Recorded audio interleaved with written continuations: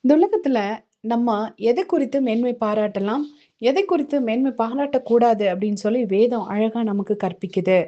அப்போஸ்தலனாகிய பவுல் தன்னோட வாழ்க்கையில அவர் சொல்றாரு, நான் தேவனுக்குரியவைகளை குறித்து, தேவனோட காரியத்துல ஆவிக்குரிய விஷயங்கள குறித்து மேன்மை பாராட்ட எனக்கு இடம் உண்டுன்னு சொல்றாரு. ஏன்னா, அவர் எந்த இடத்துக்கு போனாலும் அவரை கொண்டு ஆண்டவர் அற்புத அடையாளங்களை செய்றாரு. மகிமையான காரியங்களை நடப்பிக்கிறாரு. அப்போ ஆண்டவர் செய்த மகிமையான காரியங்கள பத்தி மத்தவங்களுக்கு அவர் பிரசங்கிக்கிறாரு. அத குறித்து மேன்மை பாராட்டி பேசுறாரு.